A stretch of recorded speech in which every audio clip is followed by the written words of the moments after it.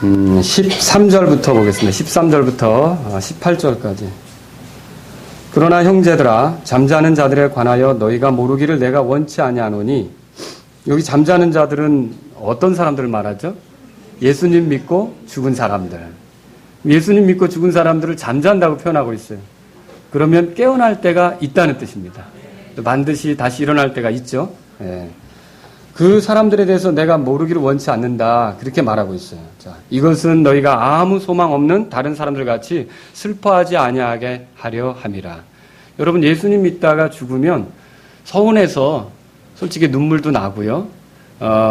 헤어지니까 그 슬픔이 없을 수는 없습니다. 근데 마냥 슬퍼만 할 수는 없어요.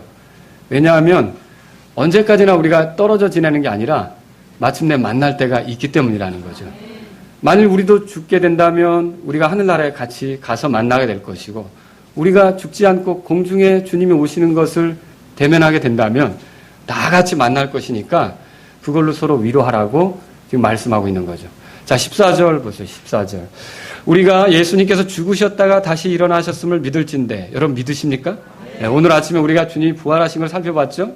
그와 같이 예수님 안에서 잠자는 자들도 하나님께서 그분과 함께 데려오시리라. 아멘.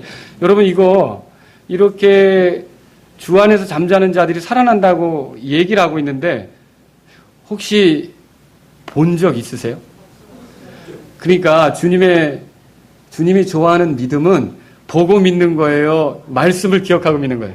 말씀을 기억하고 믿는 거죠. 성경에 이렇게 써 있기 때문에 우리는 호련히 잠자는 자들이 일어날 걸 믿는 겁니다. 반드시 일어나게 될 때가 있다는 거죠. 자, 그와 같이 예수님 안에서 잠자는 자들을 하나님께서 그분과 함께 데려오시라. 15절 다 같이요. 우리가 주의 말씀으로 너희에게 이것을 말하노니 곧 주께서 오실 때까지 살아서 남아있는 우리가 결코 잠자는 자들보다 앞서지 못하리라.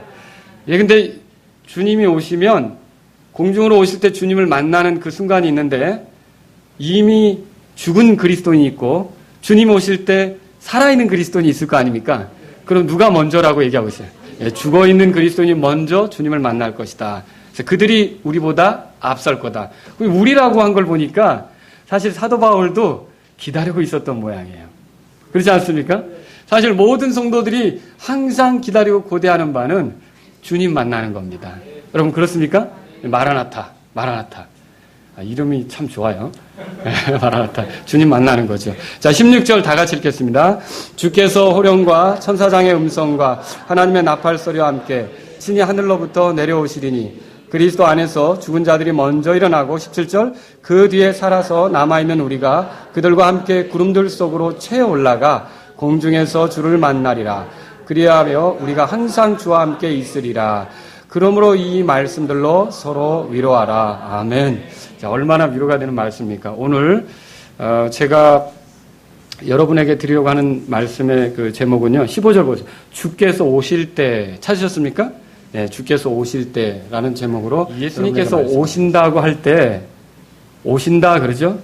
오시는 거는 아버지께서 보내셔서 오시는 겁니다.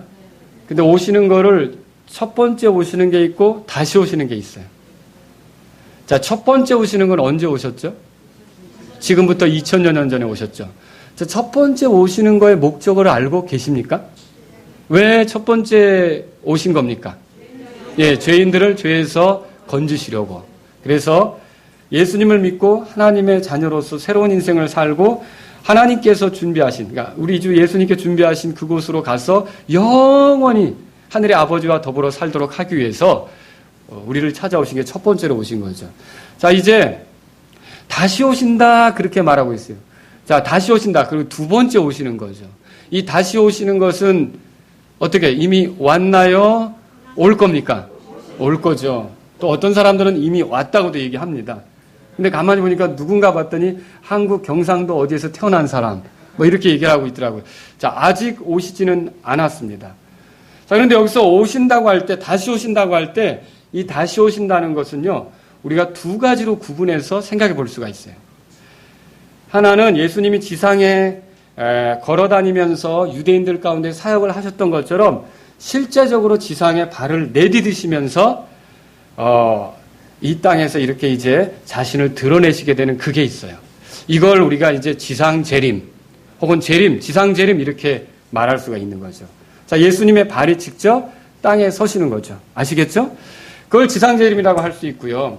또 다른 하나는 오늘 읽은 성경 말씀에 보면 이렇게 공중으로 오시는 거예요. 공중으로. 그래서 이 공중에서 사람들을 여기 채워간다 그렇게 돼 있죠. 구름들 속으로 채워 올라가. 찾으셨어요? 17절? 예, 구름들 속으로 채워 올라가. 이걸 뭐라고 합니까, 우리가? 휴거라고 합니다. 이거를 휴거라고 하기도 하고요. 공중에서 있는 거기 때문에 공중 들림 이렇게도 얘기합니다. 자, 주님의 다시 오심은 이 두 가지가 다 들어있는 거예요. 다 들어있는 거죠. 자, 주님의 다시 오심이 두 가지가 다 들어있는데, 그러니까 공중 들림도 다시 오심이고 지상으로 오는 것도 다시 오심이죠. 근데 다시 오심인데 이 두 가지는 우리가 생각할 때 그러면 같은 거 아닙니까? 표현이 다른 거지 같은 거 아닙니까? 생각할 수 있겠죠. 그렇죠? 그러나 엄밀히 말하면 좀 다르다는 거죠. 그래서 오늘 제가 여러분하고 같이 이것이 어떻게 다른지 이것들을 한번 살펴보는 시간을 가졌으면 하는 겁니다. 자, 몇 가지로 정리를 할 수가 있겠는데 오늘은 성경을 되게 많이 찾습니다. 자, 휴거, 공중으로 들러 올라갈 때는요, 예수님께서 자신의 성도를 데리러 오시는 겁니다. 잘 들으세요. 데리러 오시는 거예요. 근데 지상으로 올 때는 어떨까요? 데리고 오시는 거예요. 자, 그러니까 인간 역사가 이렇게 쭉 흘러오고 있다고 봅시다. 그러면 하늘에 계신 예수님께서 자신의 성도들을 이렇게 데리러 오시는 게 휴거, 공중 들림이고, 이 주님이 취하신 성도들과 함께 지상으로 내려오는 게 뭐라고요? 지상 재림이다. 이렇게 말할 수 있는 거죠. 요한복음 14장 펴보세요. 요한복음 14장.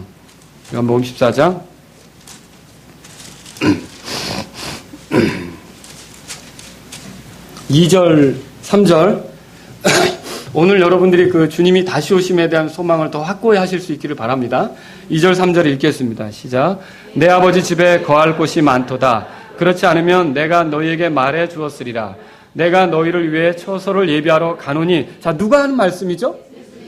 자, 예수님이 하신 말씀인데 처소를 예비하러 간다고 했는데 실상은 이 구절의 배경을 보면 예수님이 이제 십자가에서 죽으시는 거, 묻히시는 거, 부활하시는 거, 승천하시는 거 이렇게 다 여기 내포되어 있지 않습니까? 그래서 나를 보내신 아버지께로 내가 돌아간다. 그 얘기 아닙니까? 자, 그런데 그때 예수님이 제자들과 이제 헤어지게 되는 거가 되는데 이렇게 헤어지고 많이 하는 거죠. 3절 다 같이 읽겠습니다. 시작. 가서 너희를 위해 처소를 예비하면 내가 다시 와서 너희를 내게로 받아들여 내가 있는 곳에 거기에 너희도 있게 하리라. 자, 예수님은 오셔서 너희를 내게로 취할 거다. 내게로 받아들일 거다. 내가 있는 곳에 너희도 있게 할 거다. 이렇게 말씀하셨다는 거죠. 그래서 우리는 언젠가 주님이 우리를 데리러 오신다는 것을 알고 있어야 돼요. 이스라엘 결혼식 아시죠? 이스라엘 결혼식은 남자와 여자가 이렇게 이제 서로 사랑하거나 또는 뭐 부모님에 의해서 혼담이 오가거나 이랬을 때 서로 말하자면 이제 그 신랑이 신부의 집으로 갑니다. 신부의 집으로 가서 아내하고 그 아내 될 사람이죠. 정혼할 사람이죠. 결혼 약조를 합니다. 결혼 약조를 하고 증표를 주죠. 그리고 내가 돌아가서 결혼 준비를 하고 아내와 살 집도 마련하고 이렇게 하고 오겠습니다. 반드시 데리러 오겠습니다. 이렇게 되는 거예요. 그래서 그런 약속을 하고 가면 이제 정혼한 사이예요. 부부 생활은 하지 않더라도 부부 같은 거예요. 결혼한 거죠. 그래서 여러분 마리아가 그 요셉하고 정혼한 사이였죠. 잠자리는 하지 않더라도 그 약속을 하고 요셉이 그때를 기다리면서 준비하고 있는 거죠. 그런데 이게 웬일인걸? 내 아내가 될 여자인데 임신을 했대요. 그럼 나는 데리고 잔 적이 없는데 임신을 했다면 요셉은 그게 어이구 경사났네 기뻐할 일입니까? 충격입니까? 충격이죠. 그래서 이게 그 몹시 힘든 일이 되었었다라고 하는 거죠. 근데 나중에 알고 보니까 하나님 뜻으로 말미암아 된 일인 걸 알고 그 아내를 취했죠. 잘 생각해 보세요. 똑같아요. 예수님께서 저와 여러분들과 새 상속 언약을 취하시면서 우리가 이제 결국 결혼 관계에 들어간 것처럼 영원히 그리스도와 공동 상속자로서 여러분 왕이 상속하면 왕비도 같이 누리는 거 아닙니까? 세자가 왕이 되면 세자 비는 뭐가 되는 거? 같이 왕비가 돼서 같이 누리는 거 아닙니까? 똑같이 우리가 그리스도와 함께 공동 상속자로 누리게 될 사람들이 우리라는 거죠. 로마서 8장 읽어보셨죠? 근데 이렇게 예수님께서 우리와 이 공동 상속을 누리기 위해서 어떻게 하냐면 준비하러 가셨어요. 우리의 죄 문제를 해결하시고 우리가 있을 곳을 예비하시고 그리고 결국 이 예수님께서 다시 오시는 거죠. 그래서 우리를 취하시는데 저 여러분들이 더럽게 되어 있다. 더럽혀져 있다. 그럼 주님이 기쁘시겠습니까? 아니라는 거죠. 주님은 우리가 순결한 처녀로서 그리스도만을 바라보면서 기다렸던 그런 사람들로 드러나기를 원하시는 거죠. 그래서 오시는데 이렇게 주님이 오시는 것을 설명할 때 여기 우리가 요한복음 14장에서 읽었는데 그 공중에서 이렇게 취해가는 거 있죠? 이렇게 취해가는 것도 주님의 오심이 되는 거예요. 그것뿐만 아니라 지상으로 오시는 것도 주님의 오심이 되죠. 자, 데살로니가전서 3장 보세요. 데살로니가전서 3장.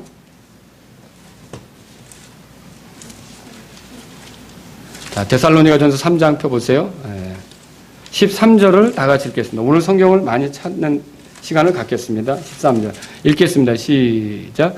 이거 우리 주 예수 그리스도께서 자신의 모든 성도들과 함께 오실 때 하나님 곧 우리 아버지 앞에서 너희 마음을 거룩함 속에서 흠잡을 것이 없게 굳건히 세우시게 하려 함이라.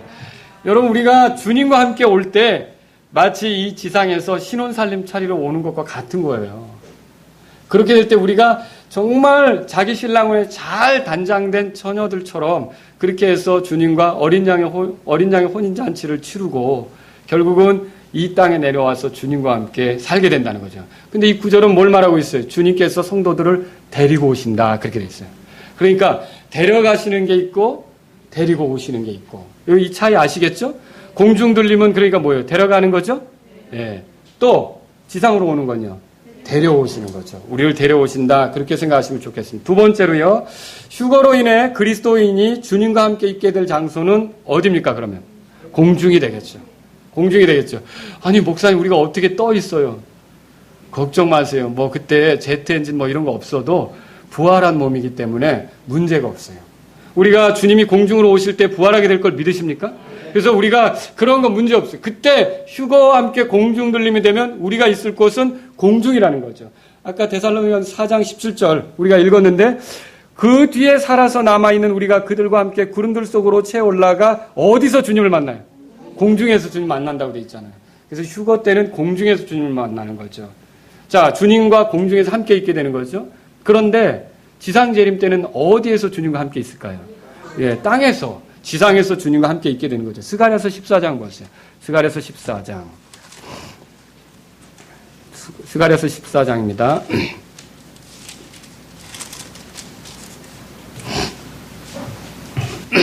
4절 다 같이 읽겠습니다. 시작. 그날에 그분의 발이 예루살렘 앞 동쪽에 있는 올리브산 위에 설 것이요. 올리브산이 거기에 한가운데서 동쪽과 서쪽으로 갈라지므로 심히 큰 골짜기가 생길 것이며 그의 산은 반은 북쪽으로 그의 산의 반은 남쪽으로 이동하리라. 자, 여기 혹시 성경의 소 제목에 그리스도의 재림과 천연왕국 이렇게 돼 있죠? 예, 여러분 예수님께서 재림하시게 되면 땅으로 지상 재림하시게 되면 서게 될 곳이 어디라고요? 올리브산이라고 이렇게 되어 있죠. 그리고서는요, 5절 끝에 보면 모든 성도가 함께한다. 이렇게 여기 표현되어 있어요. 그래서 주님이 지상으로 오시면 우리가 올리브산에서 만나 다 같이 모여서 시작하게 되는 거죠. 아시겠죠? 자, 세 번째로 휴거는요. 근데 은밀히 일어납니다. 근데 지상 재림은요. 공개적으로 일어나죠. 예, 이거 어떻게 이걸 설명할 수 있냐면 예수님이 처음에 오실 때도 이 두 단계를 거치셨어요. 말하자면 예수님이 베들레헴에서 나셨을 때는 은밀한 출생이었어요. 베들레헴에 가서 예수님을 알아본 사람은 들판에서 양을 치던 목자들. 그렇죠? 그리고 또 얼마 있다가 시므온이나 안나. 여러분 아시죠? 예, 주님을 할례하기 위해서 성전에 데려갔을 때 그런 소수의 사람들만 알아보고 기뻐했어요. 또 동방의 지혜자들. 이런 사람들만 알아본 거죠. 유대인 전부가 알아보고 와서 막 축하하고 큰 행렬을 벌렸습니까? 아니죠. 근데 예수님이 초림하셨을 때 예루살렘으로 들어갈 때는 어땠을까요? 모든 사람들에게 유대인의 왕으로서 죽임당하기 위해 모든 사람 앞에서 유대인의 왕으로서 죽임당하기 위해 들어갈 때는 이 예루살렘이 시끌벅적했어요. 그래서 이 백성의 장로들, 바리새인들 이런 사람들이 시기해가지고 그 입 좀 다물게 하라고까지 그래서 이 입을 다물게 하면 정말 돌들이 사냥을 할 수도 있는 거고요. 그렇죠? 이런 얘기 한 거 읽어보시죠. 그래서 예수님이 초림했을 때도 공개적으로 이렇게 드러나신 때가 있었는데 그때는 사람들이 어땠어요? 종려나무 가지를 흔들면서 호산나 다윗의 자손이요. 다윗의 자손이란 말이 왕이란 소리예요. 왜냐하면 유대에서 왕가는 다윗 가문 아닙니까? 그래서 이렇게 공개적으로 주님을 환영했던 적이 있었다는 거죠.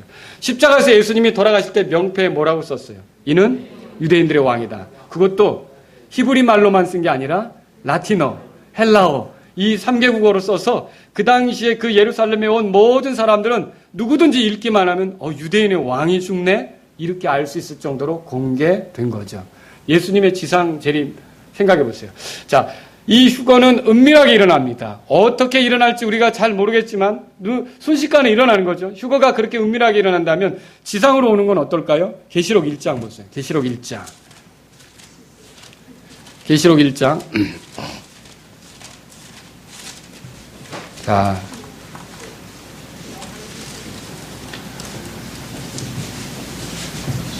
7절 보세요. 7절. 다 같이 읽겠습니다. 7절. 시작. 보라, 그분께서 구름들과 함께 오시느니라. 모든 눈이 그분을 보겠고 그분을 찌른 자들도 볼 것이요. 땅의 모든 족속들이 그분으로 인하여 통곡하리니 참으로 그러하리로다. 왜 통곡을 할까요? 예, 주님을 거절했죠. 자신들의 때가 다 됐죠. 기회를 잃어버린 거죠. 통곡하는 일이 있다는 것이죠. 그래서 자기들이 죽인 메시아가 진짜 통치하기 위하여 오는 걸 볼 때 모든 사람들이 보고서 두려워 떨며 통곡하게 되는 그때가 있다는 거죠. 그럼 보세요. 휴거는 드러나게 일어납니까? 은밀하게 일어납니다. 은밀하게 일어나죠. 아침에 제가 일루미나이티 카드 얘기했죠? 만약 그게 공개적으로 다 일어났더라면 아마 일루미나이티 조직이 뭐라고 이렇게 꾸미질 못할 거예요. 그런데 이것들이 은밀하게 일어나서 사람들이 사라지게 되는데 이 사람들은 UFO에서 교회 다니는 사람들이 실종된 걸로. 왜냐하면 종종 납치되는 사건이 있었다는 얘기들이 있잖아요. 그렇게 실종되는 것으로 꾸미려고 한다는 것이죠. 그게 은밀하게 일어나는 일이라는 겁니다. 그러나 지상재림은 어때요? 공개적으로 드러나게 되는 거죠. 네 번째 여러분에게 말씀드립니다. 휴거 때에는 그리스도 안에서 죽은 자들이 부활할 겁니다. 그렇죠? 그런데 이 지상으로 오실 때는 이스라엘 백성을 이렇게 모으시는 일이 있을 거죠. 자 보세요. 성경을 찾아보겠습니다. 우리 고린도전서 15장 보세요. 고린도전서 15장. 고린도전서 15장. 데살로니가전서는 아까 우리가 읽었고요. 그 내용도 잠자는 자들이 일어난다고 되어 있죠. 먼저 일어나게 된다 그렇게 되어 있어요. 변화되는 걸 얘기하고 있죠. 고린도전서 15장 보십시오. 23절입니다. 3절. 다 같이 읽겠습니다. 23절 시작. 그러나 각 사람이 자기 차례대로 되리니 먼저는 첫 열매인 그리스도요 그 다음은 그리스도께서 오실 때에 그분께 속한 사람들이라 그랬어요. 자, 지금 이게 문맥적으로 뭘 얘기하고 있냐면 부활에 대해서 얘기하고 있어요. 근데 부활의 첫 열매가 그리스도라고 소개하고 있어요. 그런데 그리스도만 부활하는 게 아니라 그 다음으로 그리스도께 속한 사람들이 부활할 거라는 거죠. 그럼 그리스도께 속한 사람들은 누굽니까? 저와 여러분들이죠. 예. 근데 언제 부활합니까? 그리스도께서 오실 때. 근데 그때 오실 때는 두 단계가 있다 그랬죠? 그때 어느 때 부활할까요? 주님이 공중으로 우리를 취하러 오실 때 잠자는 자들이 일어나고 데살로니가전서 4장의 말씀처럼 살아남아있는 우리도 공중으로 들어 올라가서 변화돼서 주님을 만난다. 이 얘기를 하고 있는 거죠. 어떻게 되는지 보세요. 고린도전서 15장 펴보세요. 15장. 자, 51절 보세요. 보라, 내가 너에게 한 가지 신비를 보이노니 우리가 다 잠자지 아니하고 마지막 나팔 소리가 날 때 눈 깜짝할 사이에 순식간에 다 변화되리라 그랬죠. 이렇게 우리가 다 변화될 거라는 거죠. 부활할 거예요. 나팔 소리가 나며 죽은 자들이 썩지 아니할 것으로 일어나고 우리가 변화되리니. 여러분, 정말 몸이 병들어서 힘들어 하시는 분들도 예수님을 믿고 구원받은 사람은 인간이니까 어차피 그 가는 길로 가는 거예요. 모든 사람이 가는 길로 가는 거예요. 요즘 병원 다니시죠? 아이고, 내 몸이 이렇게 고장이 났나 병원 다니시죠? 그런데 부활의 때는 어때요? 이제 이런 그 썩지 않는 몸, 그 하자가 없는 몸, 죽지 않는 몸, 이런 병들지 않는 몸으로 다시 일어나게 되는 걸 믿으시기 바랍니다. 그날이 우리에게 있는 것이죠. 자, 53절에 그래서 이 썩을 것이 반드시 썩지 아니함을 입고 이 죽을 것이 반드시 죽지 아니함을 입으리로다. 얼마나 좋습니까? 사망이 지배할 수 없어요. 사람이 살아갈 때 정말로 극복하기 어려운 게 죽음입니다. 그렇지 않습니까? 물론 요즘 100세 시대 뭐 이렇게 얘기하지만 여러분 그렇게 말하더라도 꼭 사람이 죽는 게 어떤 노안으로만 죽는 게 아니고 뜻하지 않은 사고와 재난이 얼마나 많이 있습니까? 그렇죠? 이런 거 생각할 때 이 죽음은 누구도 이길 수 없는 문제라는 거죠. 근데 죽음을 이기신 분이 있어요. 누굽니까? 예수님이죠. 아담은 죽음을 이겼나요? 못했죠. 그래서 900 몇 세가 돼서 죽었잖아요. 우리도 아담에게 속했기 때문에 다 같이 그 길을 가는 거예요. 그런데 우리가 아담에게만 속한 게 아니라 이제 예수님을 믿으면 예수님께 속한 거죠. 예수님이 죽음을 이기셨죠? 네, 우리도 예수님께 속했기 때문에 죽음을 이기게 되는 겁니다. 언제냐? 그분이 오실 때. 그러니까 아무 때나 그게 아니라 그분이 오실 때 우리가 모두 사망 권세를 다 깨트리고 일어나는 걸 믿으시기 바랍니다. 그래서 그리스도를 죽음에서 일으키신 그 권능이 우리에게도 동일하게 역사해서 우리도 다 살아나게 하실 걸, 마지막 날에 일으키실 걸 믿으시기 바랍니다. 성경을 찾아보세요. 그래서 빌립보서 3장 이렇게 써 있어요. 빌립보서 3장 20절입니다. 다 같이 읽겠습니다. 3장 20절 시작. 우리의 생활 방식은 하늘에 있으며 거기로부터 또한 우리가 구원자 주 예수 그리스도를 기다리노니. 왜 기다리고 있어요? 오신다고 했잖아요. 여러분 예수님이 오실 걸 기다리고 있죠? 네, 우리가 다 기다리고 있어요. 그러면 그분이 오셔서 어떤 일을 하실 거냐는 거죠. 그 다음 구절 다 같이 읽겠습니다. 시작. 그분께서 모든 것을 자기에게 복종시킬 때 사용하는 능력을 발휘하사 우리의 천한 몸을 변화시켜 자신의 영광스러운 몸과 같게 만드시리라. 아멘. 그분이 예수님이 모든 걸 복종시키실 수 있는 분 아닙니까? 모든 무릎이 예수님의 그 이름 앞에 꿇게 될 거 아닙니까? 그죠? 그 권능을 발휘해서 저희가 어디에 갇혀 있든지, 우리 몸이 어느 무덤에 묻혀 있든지, 우리가 어떻게 해서 뼈가루가 되어서 사라졌든지, 물에 뿌려졌든지, 그 권능을 발휘해서 다 우리 것을 되찾으시고 변화시키는 걸 믿으시기 바랍니다. 그때는요, 우리가 여기 영광스러운 몸이 된대요. 영광스러운 몸. 정말로 여러분, 우리 언젠가 제가 이 말씀을 드렸죠? 정말 하나님도 영광스럽지만 우리가 그분과 같이 설 수 있는 그런 그 영광스러운 몸을 입는데 죄가 없고 더러움이 없고 흠잡을 것이 없는 그런 몸으로 우리가 변화된다는 걸 생각해 보세요. 죄와 싸우고 있는 사람들, 날마다 죄와 전쟁하고 있는 사람들은 이 그 전쟁이 끝나서 완전히 이런 영광스러운 몸이 된다는 걸 생각하면 소망이 있고 기쁨이 있지 않습니까? 여러분 그날이 우리에게 있다는 거죠. 또 요한일서 3장 보세요. 요한일서 3장.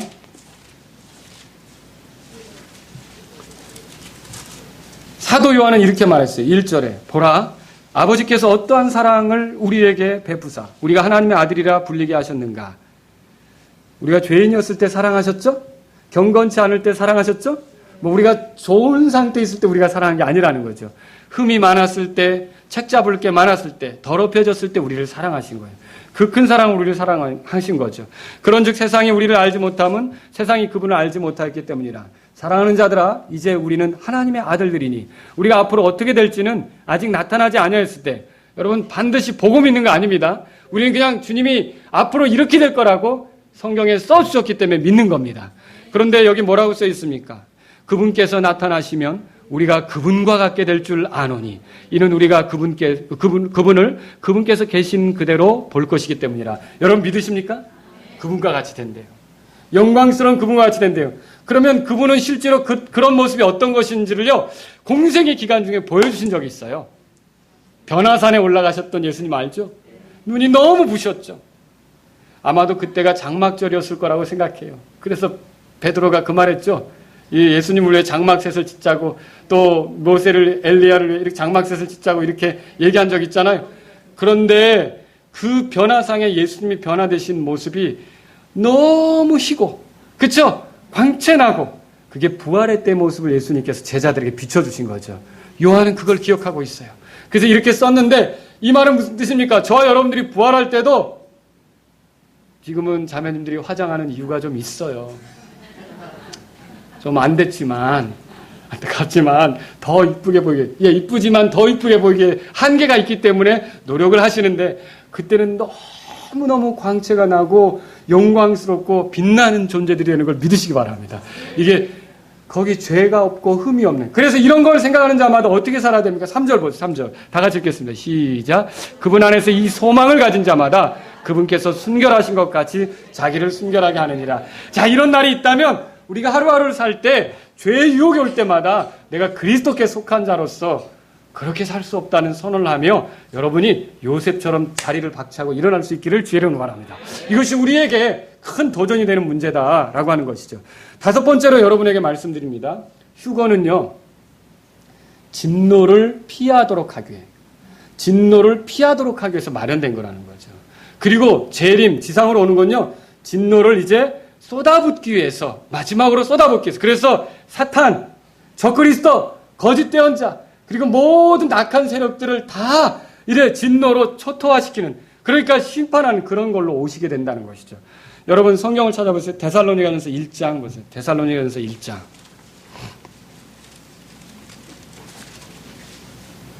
그럼 여러분이 또 궁금할 거예요. 그리스도인은 정말 어떻게 될 것인가? 마지막 때 이 환난을 통과해서 진노를 다 당할 것인가? 진노 어려움 속에 환난 속에 처해지게 될 것인가? 여러분 데살로니가전서 1장 보세요. 거기 보니까 10절에 예수님을 소개합니다. 예수님이 어떤 분이냐면요. 자, 우리 한번 읽어보겠습니다. 시작. 그분께서 죽은 자들로부터 살리신 그분의 아들께서 하늘로부터 오실 것을 기다리는지 보여주나니 이분은 곧 다가올 진노로부터 우리를 건져내신 예수님이시니라. 아멘. 하늘로부터 오실 예수님은 우리를 어디서 건진다고 되어 있어요? 예, 다가올 진노로부터 건진다고 되어 있어요. 그래서 이 땅에 분명히 마지막으로 또 큰 환란이 있어요. 그 환란이 점점점 극대화돼서 마지막에 가서는 진짜 어떻게 말로 설명할 수 없는 큰 진노가 쏟아지는데 그 진노의 정점에 마치 예수님께서 진노의 포도즙들을 밟는 것처럼 그 포도 농사를 하고서 사람들이 포도즙을 만들기 위해서 이렇게 포도즙을 만들어 놓고 포도를 넣어놓고 밟아요. 그러면 거기서 액이 나올 거 아닙니까? 액이 이렇게 한 곳에 몰려서 이제 액이 나오면 항아리에다 받는단 말이죠. 그걸 응고시켜서 포도즙으로 이렇게 타먹을 수가 있는 건데, 자, 이렇게 진노의 포도즙을 밟을 때 그 붉은 물이 나오는 것처럼 예수님께서 오셔서 사악한 모든 무리들에 대해서 그렇게 밟아서 심판을 집행하신다는 거죠. 계시록 한번 찾아보세요. 계시록 19장. 요한계시록 19장입니다. 자, 19장 찾으셨으면요 14절 아까 우리가 노래도 불렀죠. 예수님이 공중에서 이제 지상으로 내려오는 모습이에요. 하늘에 있던 군대들이 희고 깨끗한 고운 암화포 옷을 입고 흰 말을 타고 그분을 따르더라. 그분의 입에서 예리한 검이 나오는데 그분께서 그 검으로 민족들을 치시고 철장으로 그들을 다스리시리라. 또 그분께서는 전능자 하나님의 맹렬한 뭐라고 되어 있어요? 진노의 포도즙들을 밟으시며 그분 다 같이 16절 그분께는 그분의 옷과 넓적다리에 왕들의 왕 주들의 주라고 기록된 한 이름이 있느니라. 그래서 왕들의 왕이시고 주들의 주이신 그분이 오셔서 완전히 진노를 쏟아붓는 그것이 남아있다는 거죠.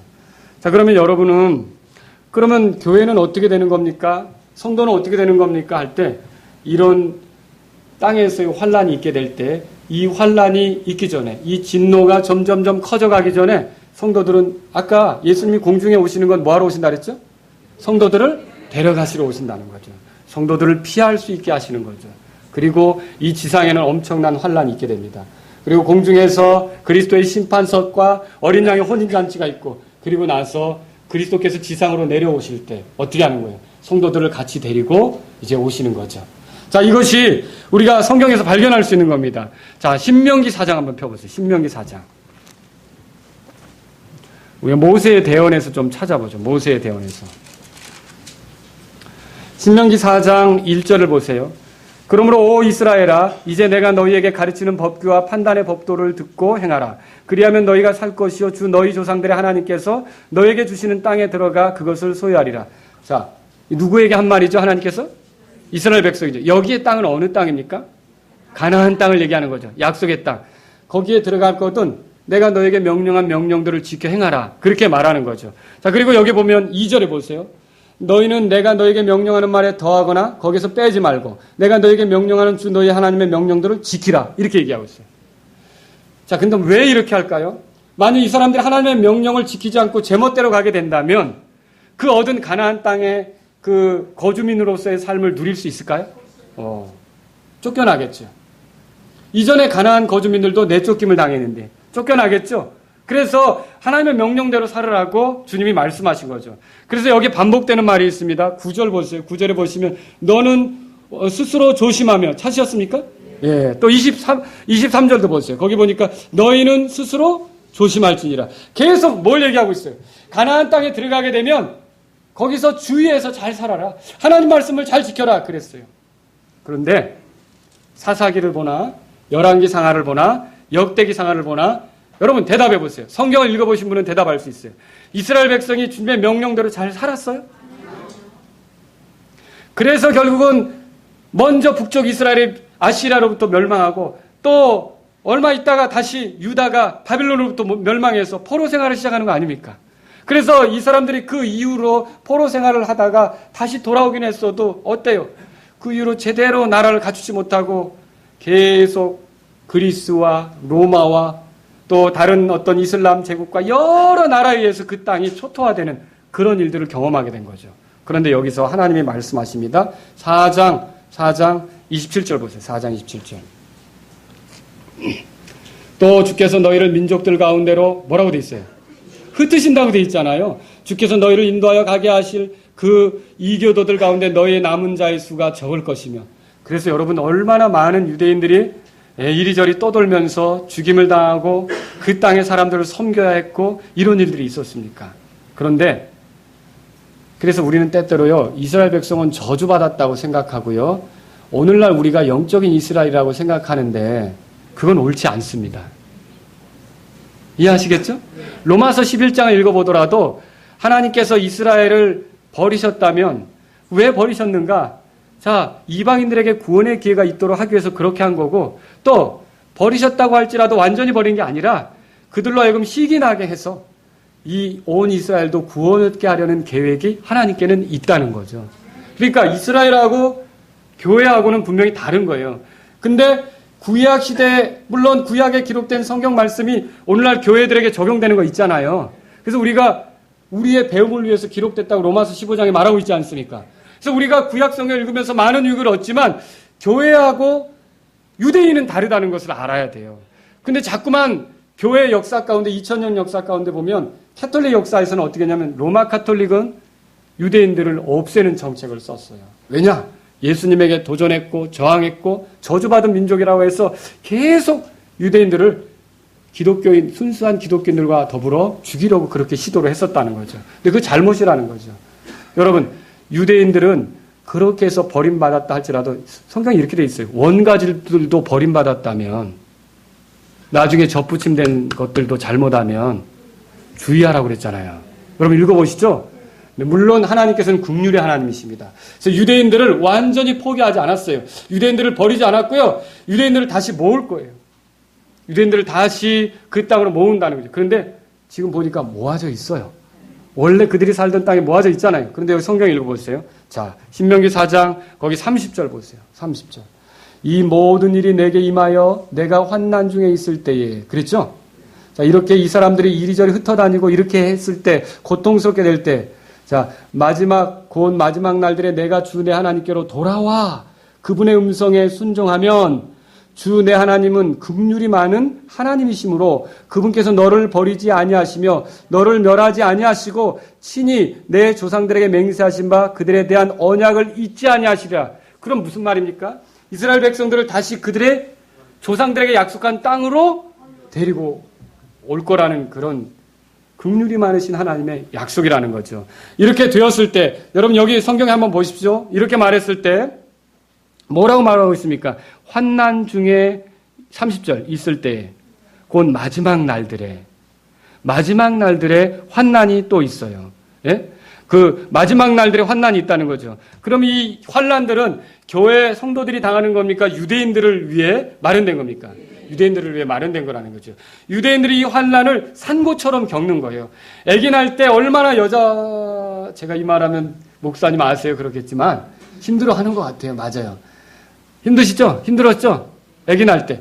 그런데 그 산고 끝에 어때요? 그 진통 속에 결국 귀중한 아이를 얻고 기뻐하잖아요. 똑같이 이스라엘이 이 마지막 날들 그 환난을 통과하고 나서 메시아를 만나고 너무 기뻐하며 그 정말 새로운 왕국으로 그들이 새로 구별된 민족으로 이렇게 시작하게 되는 복된 기회가 올 거라는 거죠. 이게 유대인들에게 말해진 거예요. 예레미야도 이렇게 말했어요. 예레미야 30장 보세요. 예레미야 30장. 예레미야 30장.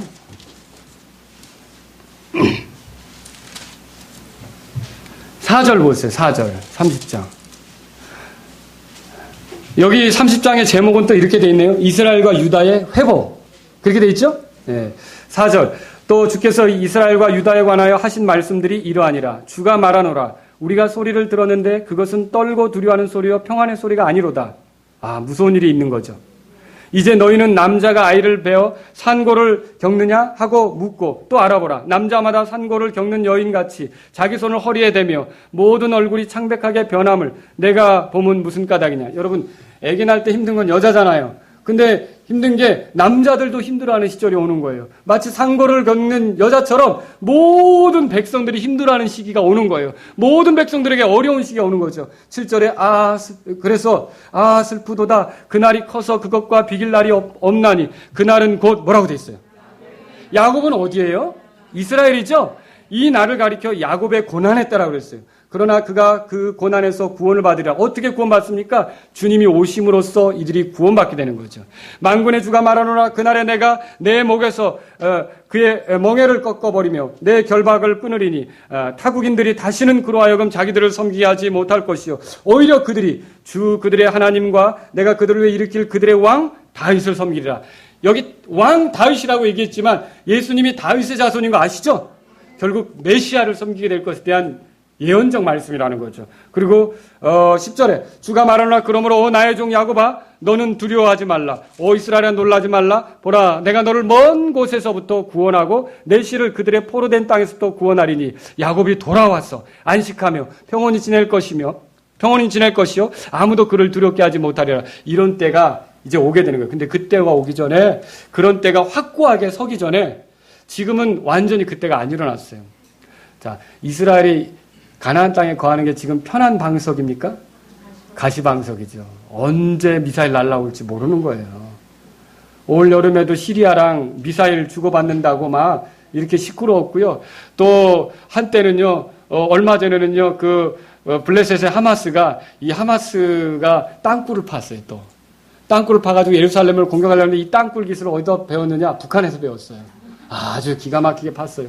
그런데 이스라엘은 발견해서 그걸 다 이제 무덤 이렇게 더 쓰지 못하게 이렇게 만들었죠. 그런데 이렇게 해서 어디서 블레셋이 올지, 어디서 레바논에 헤즈볼라가 올지, 또 어디서 이란에서 미사일이 날라올지 지금 그런 불안한 상황이에요. 지금 이것이 더 심화돼서 이스라엘이 고통스럽게 될 거라고요. 그러나 이 끝에는 어떻게 될까요? 이제 모두가 이스라엘에게 손못대는 시절이 온다는 거죠. 누가 오면요? 예수님께서 지상으로 오시게 되면 그 일이 일어난다는 거죠. 그러면 보세요. 이런 고통스러운 순간, 이런 어려운 순간을 겪는 건 사실은 그리스도인들입니까? 유대인들입니까? 유대인들이 이걸 겪게 된다는 게 성경의 말씀이라는 거죠. 또 여러분 에스겔이 뭐라고 했는지 한번 찾아보세요. 에스겔서 20장 보겠습니다. 에스겔서 20장. 자, 이스라엘의 거여 그렇게 시작되죠. 자,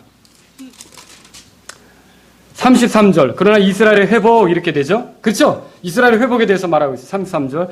주 하나님 말하노라. 내가 살아있음을 두고 맹세하노니 내가 반드시 강한 손과 뻗은 팔과 쏟아붓는 경로로 너희를 다스릴 것이요 강한 손과 뻗은 팔과 쏟아붓는 경로로 너희를 백성들에게서 데리고 나오며 너희가 흩어져 거하던 나라들에서 너희를 모으고 백성들의 광야로 너희를 데려가 거기서 너희와 얼굴을 마주 대하여 변론하되 내가 이집 땅의 광야에서 너희 조상들과 변론한 것 같이 너희와 변론하리라. 주 하나님 말하노라. 자, 이스라엘 백성을 이렇게 여러 나라에서 모아서 이들을 마치 사실 그 가나안 땅에 이스라엘이 정착해 들어가기 전에 팔레스타인이 거주했다. 이제 블레셋 사람들이 거주했다고 하는데 거기는 복잡한 민족들이 섞여져 살았고요. 누굽니까? 톰 소여의 모험 이런 글을 쓴 작가가 있어요. 이 작가가 그 당시에 이 가나안 땅을 여행했는데 여행을 했을 때 거기에 대한 상황을 설명했어요. 설명을 해서 그걸 글로 기록한 게 있어요. 그 사람이 마크 트웨인인가요? 이렇게 그 작가가 있는데 이 작가가 뭐라고 썼냐면 그 가나안 땅을 보면서 황폐한 땅이라고 표현했어요. 근데 그것을 누가 살려놨냐면 이스라엘 사람들이 들어가서 그 땅을 얻어서 개간하기 시작한 거예요. 근데 그 땅이 살기 좋아지니까 주변에 있는 소수민족들 있죠? 같이 섞여 살게 된 거예요. 그래서 1948년 이스라엘이 독립하면서 옆에 살던 그런 소수민족들을 같이 흡수해서 살기로 했어요. 그래서 약 한 100여만 명 되는 그런 팔레스타인 사람들이나 다른 주변의 사람들이 같이 섞여 살게 된 거죠. 그런데 주변 사람들이 그걸 편하게 못 보는 거예요. 이슬람권 나라들이 편하게 못 보는 거예요. 그래서 이스라엘을 내몰고 너희들이 살아라고 계속 충동질을 하는 거죠. 그래서 결국은 이 모양이 된 거예요. 이 이스라엘이 원래 옆에 사람들하고 같이 잘 안 살고 그런 게 아니에요. 성경에도 보면 이방인들에게 잘하라고, 그러니까 타국인들에게 잘하라고 하는 말이 있죠. 그렇기 때문에 이스라엘은 본래 그런 의도가 없었다는 거죠. 그런데 어떻게 된 게 이상하게 전 세계 언론은 다 이스라엘에게 부정적이에요. 혼자만 살려고 한다. 사실 그게 아니었거든요. 역사의 진실을 들어가 보면 그런 것이 아니었어요. 그런데 점점 이런 것이 심화돼서 결국 갈등이 깊어지고 중동 1차 전쟁, 2차 전쟁, 3차 전쟁, 다음 속죄일에 일어난 전쟁, 이런 계속적인 전쟁을 통해 주변 나라들과 계속 갈등 구조가 된 것뿐이지 원래는 그게 아니었다는 거죠. 근데 제가 말씀드리려고 하는 건 황폐화된 땅에 들어가서 이스라엘 사람들이 많은 노력으로 그 땅을 살만한 곳이 되게 했다는 것이죠. 자, 성경에는 지금 그런 얘기를 하고 있어요. 결국은 이스라엘이 강한 경로 속에서, 하나님의 경로 속에서 모여지게 될 것에 대해서 얘기하고 있어요. 점점 이스라엘 사람들이 모여지게 될 겁니다. 자, 여기 37절, 제가 읽겠습니다. 내가 너희를 막대기 아래로 지나가게 하고 언약의 속박으로 들어가게 하며 너희 가운데서 반역하는 자들과 내게 범법하는 자들을 제거하리라. 이스라엘 중에서도 어떤 사람들이 심판을 받겠죠. 그들이 머무는 나라에서 내가 그들을 데리고 나오되 그들이 이스라엘 땅으로 들어가지는 못하리니 내가 주인 줄 너희가 알리라. 어떤 사람들은 참여하지 못하는 사람도 생길 거예요. 여러분, 우리가 그 구원받는 건 유대인이라고 구원받습니까? 아니죠. 예수님을 그리스도로 믿어야 결국은 구원받게 되는 거죠. 마지막에 이스라엘 민족이 회개하는 건요, 민족적인 회개라고 설명하는 건 유대인이기 때문이 아니라 결국 유대인이기도 하지만 또한 예수님을 그리스도로 알아보기 때문에 그들에게 왕국에서 살 기회가 주어지는 것이라는 거죠. 그렇지 않은 자들은 참여하지 못하게 되는 것을 성경이 말하고 있는 거예요. 이런 과정들 속에 진노가 있다는 거죠.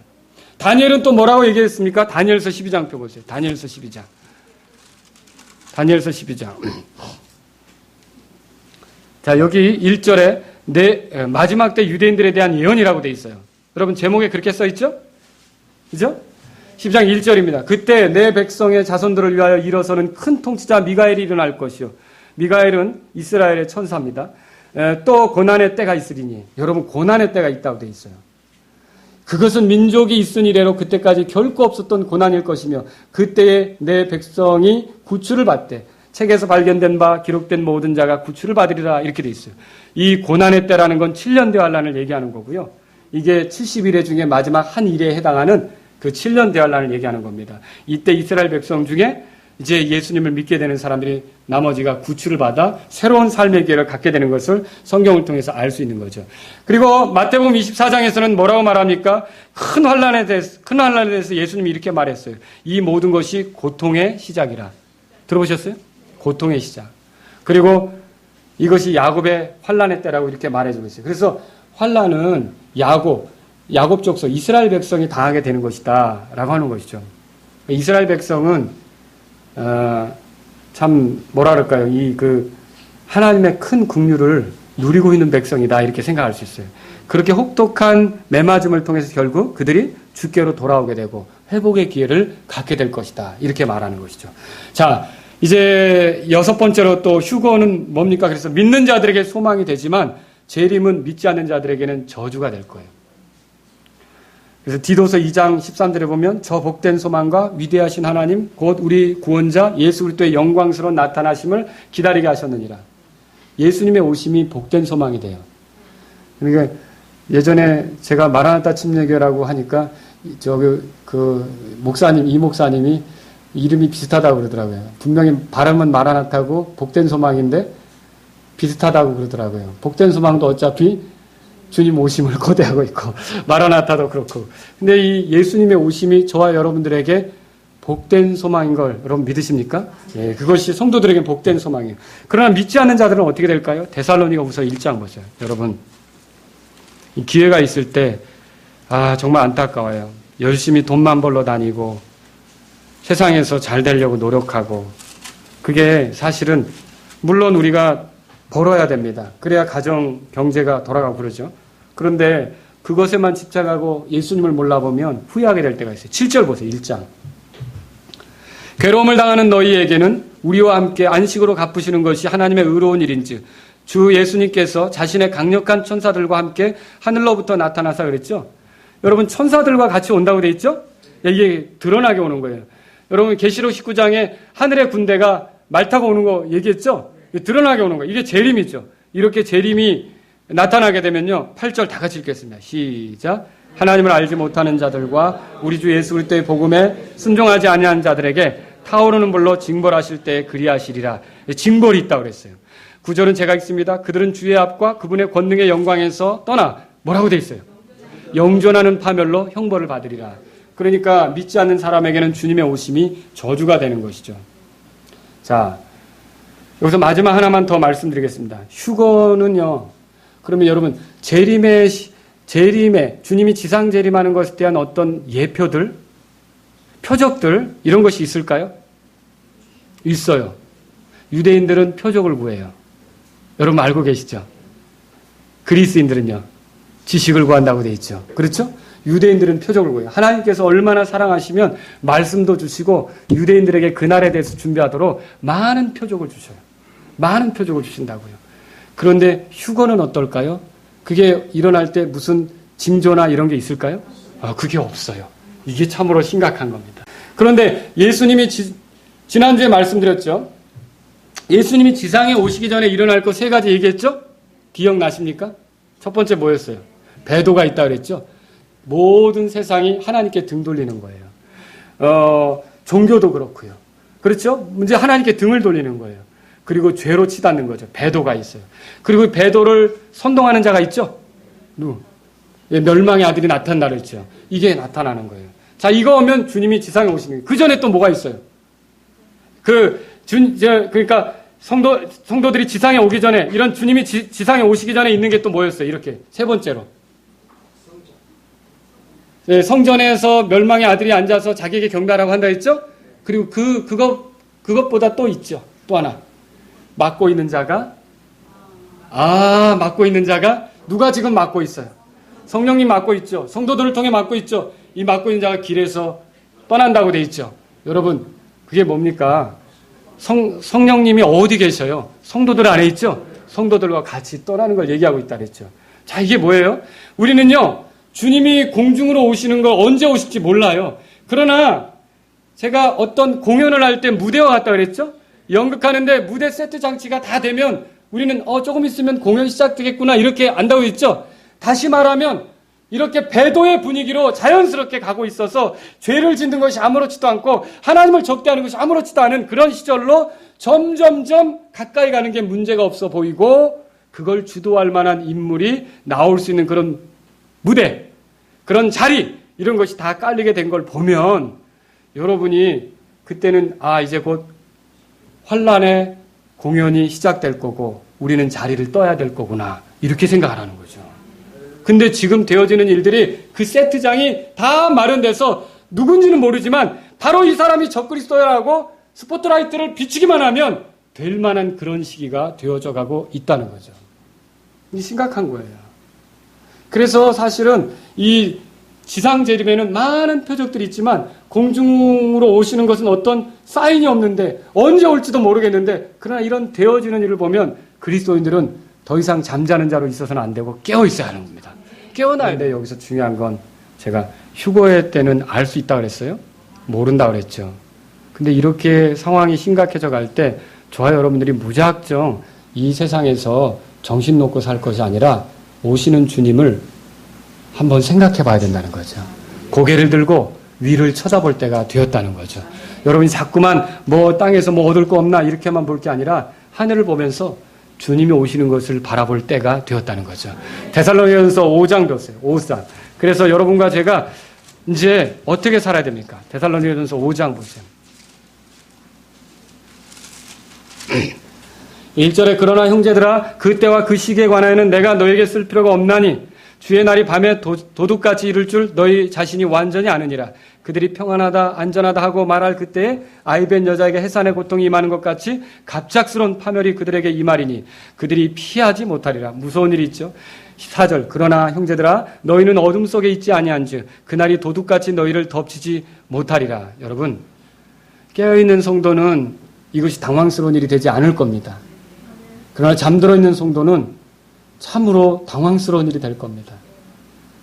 주님이 오실 때 당황스럽게 될 겁니다. 그래서 요한은 뭐라 했냐면 우리가 그때 부끄럽게 되지 않도록 하자. 요한일서 2장에 그렇게 말하고 있지 않습니까? 깨어있는 게 필요하다는 거죠. 5절 보세요. 너희는 다 빛의 자녀의 낮의 자녀이니라. 우리는 밤이나 어둠에 속하지 아니하니 그러므로 우리는 다른 사람들처럼 뭐라고 돼 있어요? 잠자지 말고 오직 깨어 정신을 차리라. 잠자는 자들은 밤에 자고 술 취하는 자들은 밤에 취하느니라. 그러나 낮에 속한 우리는 정신을 차려 믿음과 사랑의 흉갑을 입고 구원의 소망을 투구로 쓰자. 9절 다 같이요. 시작. 하나님께서는 우리를 진노에 이르도록 정하지 아니하시고 우리 주 예수 그리스도로 말미암아 구원을 얻도록 정하셨느니라. 아멘. 그래서 여러분 지금은요 주님이 우리를 진노로부터 피하도록 그렇게 하셨기 때문에 깨어서 주님의 오심 중에 휴거가 일어날 것을 기다리면서 살아야 된다는 거죠. 그런데 여러분 그렇게 하더라도 모든 걸 내팽개치면 돼야 안 돼요. 지난번에 안 된다고 돼 있죠. 우리가 정말 더 주님을 사랑하면서 또 성도들을 돌아보면서 마땅히 해야 될 걸 하면서 직장에서 열심히 주님을 드러내면서 우리의 삶의 환경에서 최선을 다하면서 항상 언제 주님이 우리를 부르실까 그때를 생각하면서 너무 많이 세상에 마음 주지 말고 애착 두지 말고 위의 것을 생각하며 살 수 있기를 주의 이름으로 바랍니다. 우리 다 같이 일어서시겠습니다.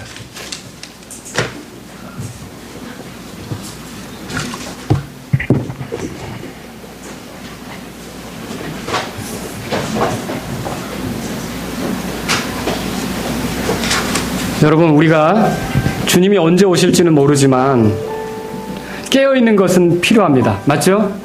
오늘 이 시간 여러분들이 이 말씀을 들었을 때 우리 주님이 우리를 진노에서 피하게 하셨는데 정말 우리가 그것을 당하지 않는다고 해서 우리 마음대로 우리 멋대로 세상에서 흥청거리며 구원받기 전의 모습을 취하며 구원받은 사람의 모습을 드러내지 않고 여러분 그러다가 갑자기 주님 만나면 얼마나 당황스럽겠습니까? 자, 오늘 이 말씀을 들은 이유는 여러분 지금은 자다가 깨어나야 될 때입니다. 여러분과 제가 오시는 주님을 맞이하기 위해서 이제는 일어나야 될 때입니다. 정말 언제 오실지는 모르지만 모든 되어지는 일을 볼 때 무대가 완성되어져 가고 있습니다. 여러분 이때 주여 제가 깨어있기를 원합니다. 정말 세상에 애착을 두지 않고 정말 깨어서 주님 만나기를 예비하는 그런 주님 앞에 순결한 신부로서 단장된 그런 사람이 되기를 원합니다. 주님 오십시오. 그리고 주님 저에게 기회를 더 주신다면 주님 앞에 서기까지 한 혼이라도 더 주님 앞으로 이끌기를 원합니다. 주님이 오시면 모든 믿지 않는 사람들에게 어둠이 임하고 진노가 임하게 될 텐데 그들을 하나라도 더 주님 앞에서 이끌어내기를 원합니다. 주님 제가 오시는 주님을 생각하면서 제 인생의 방향을 좀 바꾸고 싶습니다. 다른 방식으로 이전에 육신적인 삶을 추구하면서 이렇게 걸어갔다면 이제는 땅의 애착을 내려놓고 위의 것을 생각하면서 주님을 바라보기를 원합니다. 여러분 이런 마음이 있으시다면 이 시간 주님께 요청하시며 나아가십시오. 97장 우리가 찬송을 드릴 때 여러분의 마음을 주께 표현해 드리기 바랍니다.